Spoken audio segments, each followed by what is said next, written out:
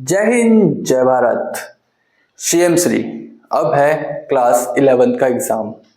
Class 11th जिसमें बहुत कम सीटें हैं, नंबर्स भी नहीं पता हमें कितनी ही सीटें हैं, क्योंकि जो बच्चे वैकेंट खाली करके जाएंगे सीटें उन्हीं सीटों पे सिर्फ एडमिशन होने वाले हैं। इसका मतलब कंपटीशन तो इसमें बहुत ज़्यादा इंटेंस होने वाला है और सिलेबस भी ज़्यादा कुछ हमें पता नहीं है। तो बहुत बच्चों के दिमाग में डाउट है कि हमें करना क्या चाहिए। एक सही गाइडलाइन, एक सही गाइडेंस और पाथवे बता दो कि जिससे कि हमारे सिलेक्शन के चांसेस बढ़ जाएं। तो 100% गारंटी तो हो नहीं सकती कि दुनिया में there is nothing is certain. इस दुनिया में सिर्फ एक ही चीज सर्टेन है, that is nothing is certain. कुछ भी चीज स्थायी नहीं है, सब कुछ कभी भी बदल सकता है, पैरामीटर्स चेंज हो सकते हैं कभी भी। वॉर में भी ऐसे होता है, कभी भी स्ट्रेटेजीज चेंज हो सकती हैं, कभी भी उसकी चीजें चेंज हो सकती हैं। उसी तरीके से हम बात करते हैं कि क्या करना चाहिए। तो मेरे पास जो नॉलेज है, आपको जो मैं गाइड कर सकता हूँ, तो उसकी बेस्ट नॉलेज, बेस्ट गाइडेंस मैं आपको देने की कोशिश करूँगा। अब उसके बाद आपकी मर्जी, आपको उसको फॉलो करना है या नहीं करना है, आपको कैसी स्ट्रेटेजी लगती है वो आपकी चॉइस है। तो आपको ये वीडियो पूरी देखनी चाहिए और सुननी चाहिए कि क्या बताया जा रहा है इसमें। तो बात करते हैं हम सीएम श्री क्लास 11th की स्ट्रेटेजी की। तो समझो, हमारे पास सीटें हैं बहुत कम, कंपटीशन है इंटेंस और सिलेबस है बोर्ड से कई गुना ज़्यादा हाई और ये कॉम्पिटिटिव एग्जाम होने वाला है। तो हमको कैसे पढ़ना चाहिए, तो मैं आपको एक स्ट्रेटेजी की बताता हूँ, जो स्ट्रेटेजी हमने कुछ महीने पहले यूज़ करी थी, शायद 5-6 महीने पहले, शायद 5 महीने कुछ होंगे। इतने महीने पहले हमने उस स्ट्रेटेजी को यूज़ किया था, टेस्ट किया था, उसका रिजल्ट क्या आया था मैं आपको दिखाता हूँ। SOMT result 2025। तो 2025 में एग्जाम होता है SOMT, वो हर साल होता है।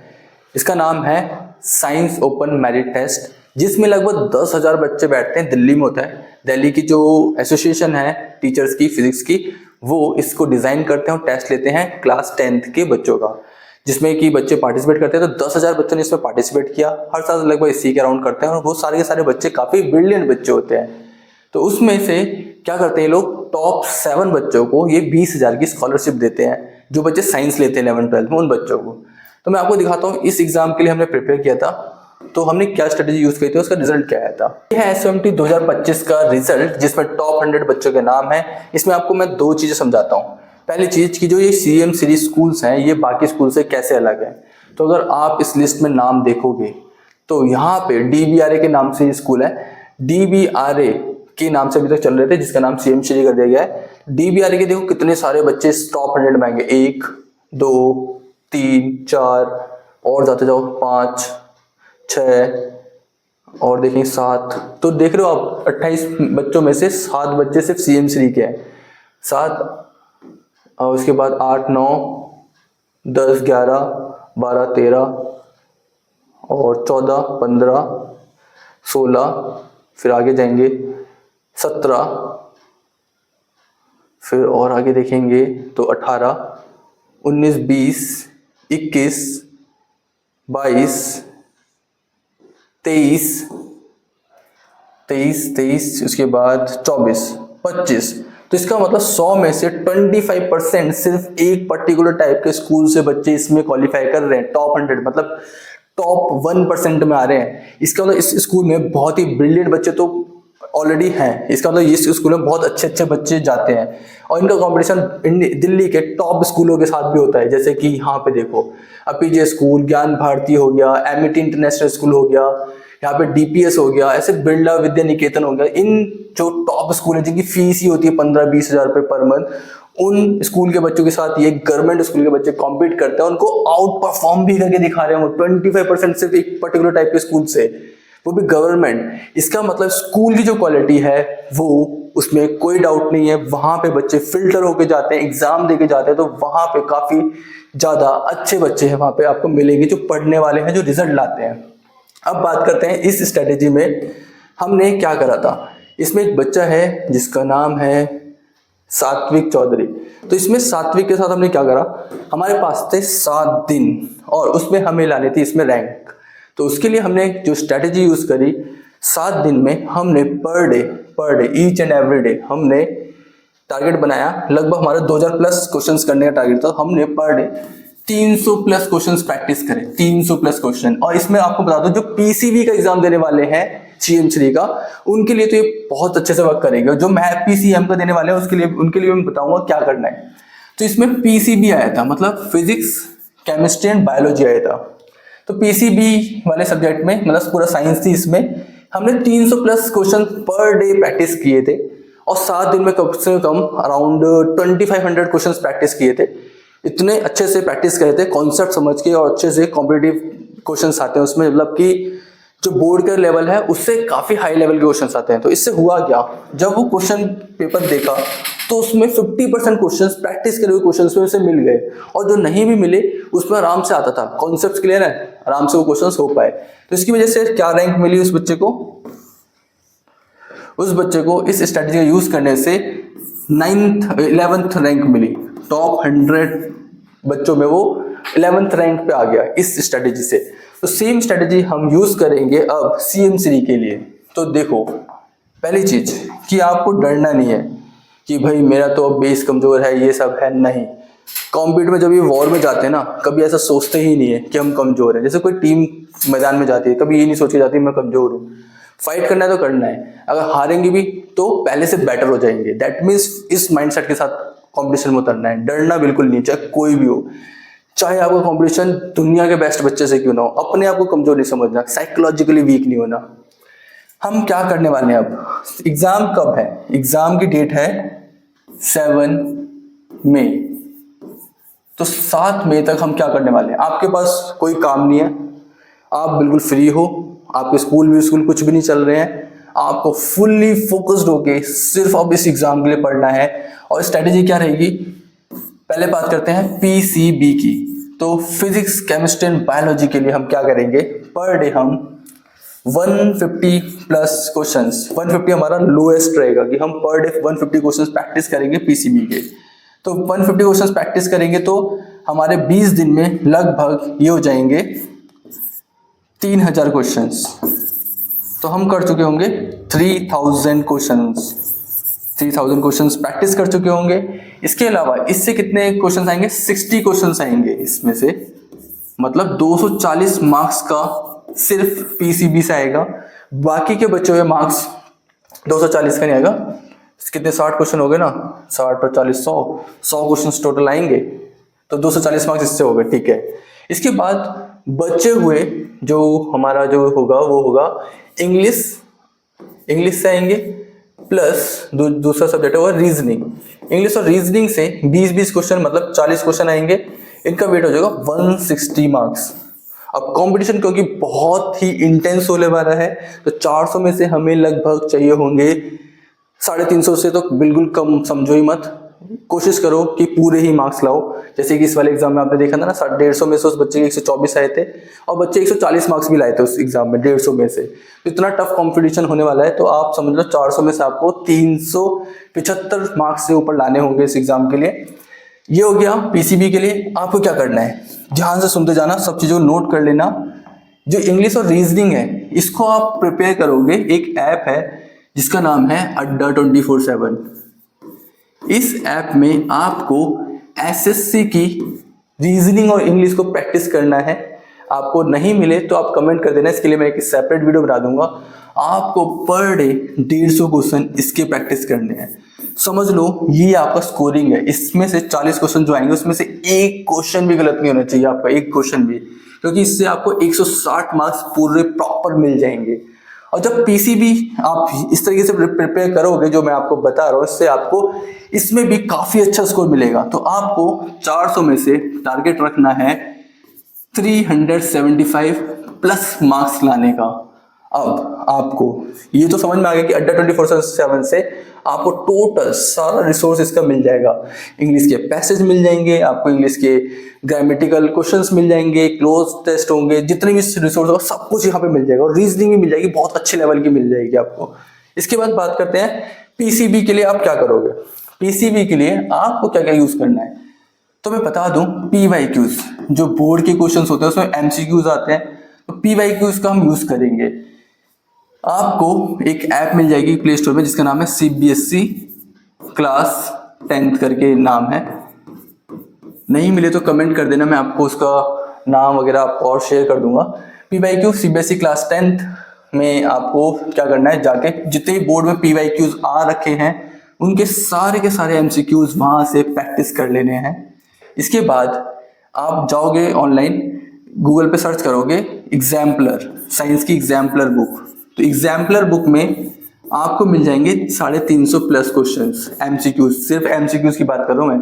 इतने क्वेश्चंस आपको वहां से मिल जाएंगे जिसमें लेवल थोड़ा सा और हाई हो जाएगा। इसके बाद एक बुक है सपोर्ट मटेरियल, वो भी आपको ऑनलाइन अवेलेबल हो जाएगी। सपोर्ट मटेरियल क्लास 9th और 10th दोनों की। सपोर्ट मटेरियल में से आपको सारे के सारे MCQs क्वेश्चंस को प्रैक्टिस कर लेना है। इससे भी आपको मिल जाएंगे लगभग 100-200 क्वेश्चन तो शायद मिल ही जाएंगे आपको, इससे 100 प्लस लिख देता हूँ, इतने क्वेश्चंस। ये हो गया फ्री रिसोर्सेज जहाँ से आपको अवेलेबल हो जाएंगे सारे।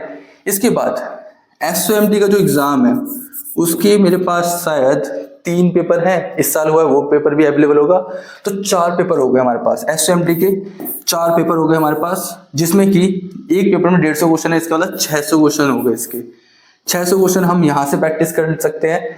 इसके बाद और कहाँ से क्वेश्चंस लाएंगे हम, VMC की बुक्स मटेरियल हमारे पास है, उसमें काफ़ी सारे अच्छे अच्छे क्वेश्चंस हैं, तो वहाँ से हमारे पास लगभग 500 से 1000 क्वेश्चंस मिल जाएंगे।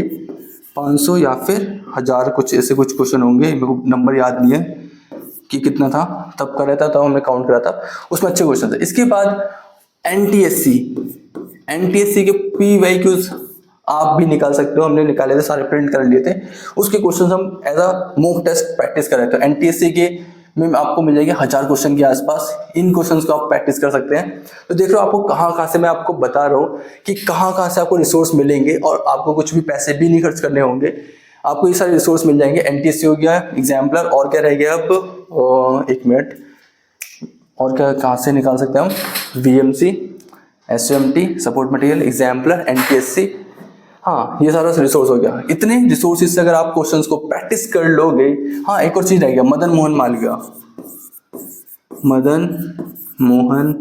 मालविया एक स्कॉलरशिप का एग्जाम था, उसके भी मेरे पास मालविया का जो पेपर था उसके भी PYQ जो पेपर है इस साल जो हुआ था, पिछले साल हमारे ट्यूशन से बच्चों ने निकाला था इसका स्कॉलरशिप, उससे उनको 3 लाख रुपए की स्कॉलरशिप मिल गई थी आकाश में, जिससे कि वो वहाँ पे फ्री में पढ़ रहे हैं। तो इसका भी PYQ हमारे पास अवेलेबल है, तो हम उसको भी आपको प्रोवाइड करा देंगे।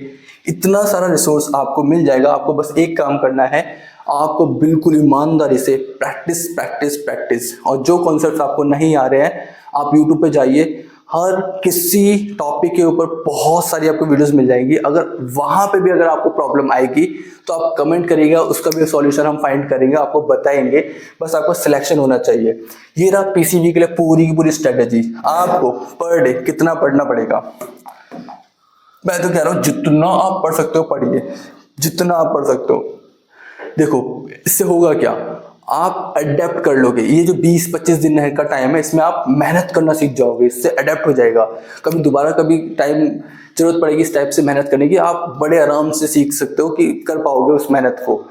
तो आपको पर डे 10 घंटे से कम तो नहीं पढ़ना चाहिए। अगर आप इसे 15 घंटे ले जा सकते हो तो ले जाओ, मतलब बिल्कुल अपने आप को इसमें लगा दो, मतलब जितने मेहनत कर सकते हो। तो 15 घंटे आप जा सकते हो, जाओ पढ़ो, क्योंकि अगर ये अपॉर्चुनिटी निकल गई 11th-12th, कई सारे ऐसे बच्चे हैं मेरे पास भी आते हैं जिनके पास सेकंड ऑप्शन नहीं है, वो बहुत महंगी फीस नहीं भर सकते स्कूल्स की, तो उनको ना ऐसे सरकारी जो स्कूल हैं जिसमें ना टीचर ढंग से पढ़ा रहे हैं ना ही बच्चे ढंग के आ रहे हैं, ऐसे स्कूलों में पढ़ना पड़ता है। ऐसे बच्चे मैंने देखे हैं, मैंने पढ़ाए हैं, उन्हें बहुत पोटेंशियल होता है, लेकिन उस खराब इन्वायरमेंट की वजह से बहुत पीछे रह जाते हैं। एक बच्चा था मेरे पास, वैसे स्कूल होता है, वहाँ साइंस के टीचर नहीं आते थे, साइंस ले ली उसने, साइंस के टीचर नहीं आते थे ढंग से। वो बच्चा इतना पोटेंशियल वाला, मतलब पिछले साल ही शायद उसने UPSC के इंटरव्यू तक पहुंच गया था, इंटरव्यू क्लियर नहीं हुआ था, इंटरव्यू तक वो वहाँ पे पहुंच गया था। तो इतने टैलेंटेड बच्चे सिर्फ इसलिए रह जाते हैं क्योंकि उनके अच्छे रिसोर्स, अच्छा एनवायरनमेंट नहीं मिल पाया। तो ये रहा पूरी स्ट्रेटेजी इसकी। तो अगर आपको अपनी लाइफ चेंज करनी है तो भाई पूरा दम लगा के पढ़ लो। आपको मैं बता दूं, जैसे मेरे को कालका जी का पता है, CMCD जो कालका जी है, जो सीटें हैं वो कौन सी अवेलेबल है। जैसे कालका जी, मैंने कोई एक बच्चा बताया, उसने एक एग्जाम निकाला था IOQM, तो उससे एलन की उसे स्कॉलरशिप मिल गई, तो एलन उसको पूरा फ्री में पढ़ा रहा है, क्योंकि जो बच्चा IOQM क्लियर कर सकता है वो बहुत ब्रिलियंट बच्चा है। और जो एलन हो गए, जितने भी इंस्टीट्यूट्स होते हैं आकाश वगैरह सब, उनको ऐसे बच्चे चाहिए जो रैंक ला सकते हैं, क्योंकि उनका पूरा पूरा बिजनेस चलता है किस पे, रैंक पे चलता है। तो उस बच्चे को पूरा फ्री में वो वहाँ पे अपने हॉस्टल में रख के सब कुछ करके पढ़ा रहे हैं। उस बच्चे को अच्छी पढ़ाई चाहिए तो उसको फायदा हो गया, तो वहाँ पे पढ़ा रहे हैं। तो उसमें क्या होगा कि वो उसको वहाँ पे रखेंगे तो स्कूल नहीं जाएगा वो बच्चा, तो उसको वहाँ कालका जी से छोड़ के उसको कहाँ जाना पड़ेगा, एलन। तो एलन अपने स्कूल में उसको रखेगा, अपने पढ़ाएगा, तो यहाँ पे ये सीट खाली हो जाएगी। तो इस तरीके के कुछ बच्चे हैं, जैसे कोई फिजिक्स ओलंपियाड देके किसी कोचिंग में चले गया है, तो उसकी सीट जो खाली होगी वहां पे आपको सीट अवेलेबल होगी। ऐसी कोई फिक्स सीट नहीं है कि आपका एडमिशन वहां पे होगा।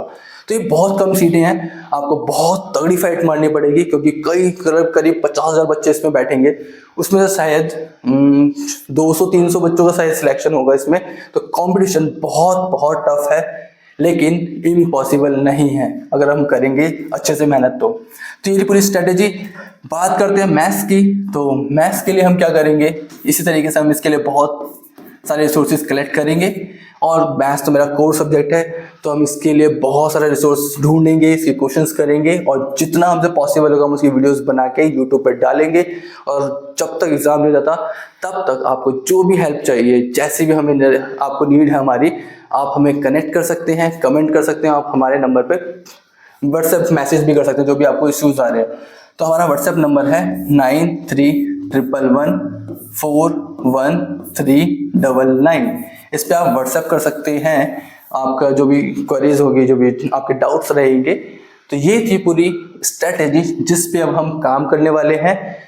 जय हिंद, जय भारत। और क्या बताना है आपको, अभी तक इस वीडियो में इतना ही।